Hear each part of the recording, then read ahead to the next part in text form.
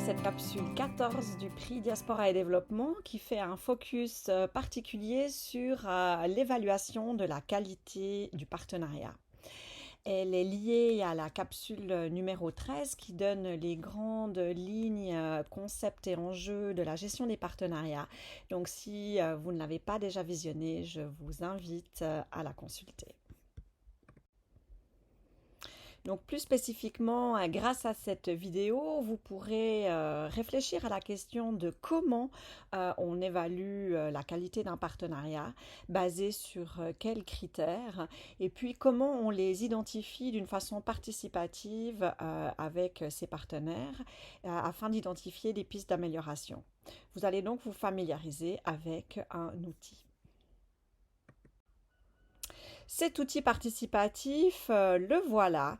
Il est relativement simple. Il s'agit d'abord de réfléchir à sur quoi on fonde notre relation de partenariat. Et donc de réfléchir soit chaque partenaire de son côté, soit ensemble lors d'une séance en utilisant des post-it.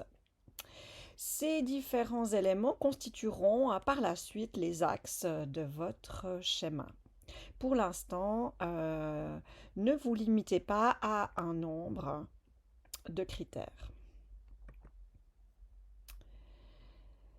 Réfléchissez à sur quelle fondation vous voulez établir votre partenariat afin qu'il soit durable, équitable et qui permette le déploiement efficace de projets. Est-ce que vous aurez des valeurs communes, des engagements à réaliser ensemble dans le cadre de projets, des façons de fonctionner ou des responsabilités, des rôles précis sur lesquels il faut se mettre d'accord?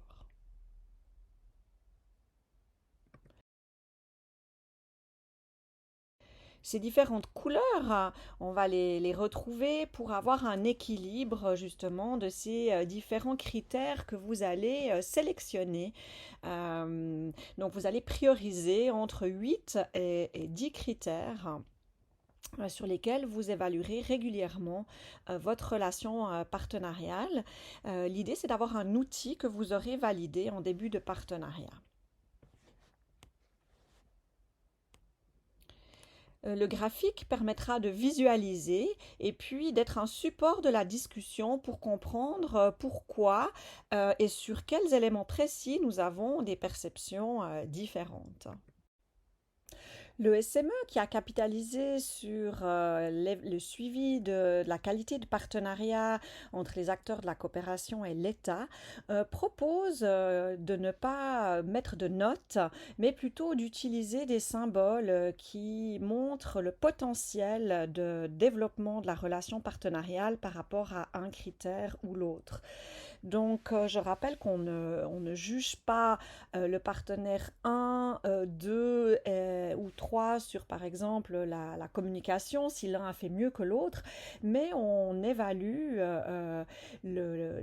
si on peut faire mieux en termes de communication pour plus d'efficience dans le projet.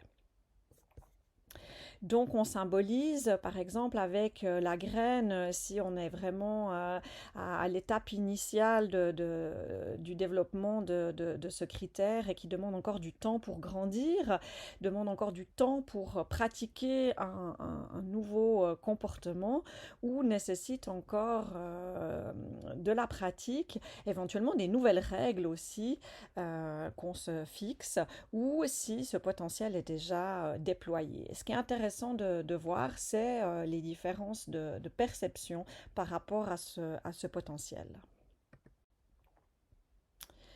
Donc une fiche technique résume comment prendre en main cet outil simplifié et puis surtout quelques recommandations pour utiliser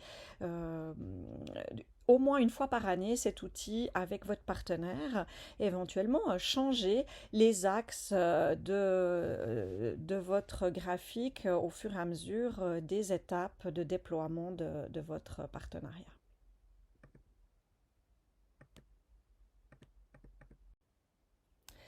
Si vous travaillez à distance ou n'êtes pas fan des flipcharts, voici une alternative avec une application en ligne qui vous permet de construire ce type de graphique radar, qui vous permettra de comparer des perceptions entre des personnes différentes ou des groupes de personnes. Donc, c'est lié à une table Excel où il y a donc des notations sur un certain nombre de critères que vous pouvez personnaliser. Et pour terminer, nous vous invitons à réfléchir à la question suivante. Y a-t-il un sujet sensible, voire tabou, que vous ne parvenez pas à discuter avec votre partenaire et qui impacte sur le bon déroulement de votre projet? Comment cet outil pourrait-il servir de porte d'entrée? Consultez donc la fiche technique de cet outil qui comporte également un ou deux exemples.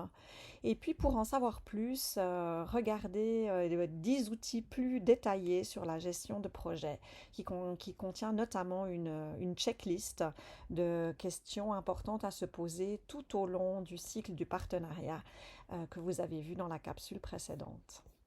Vous êtes arrivé au terme de cette série 4 sur le partenariat et la gouvernance. Nous vous donnons rendez-vous pour la prochaine série qui concernera la mobilisation des ressources. Au revoir et à bientôt.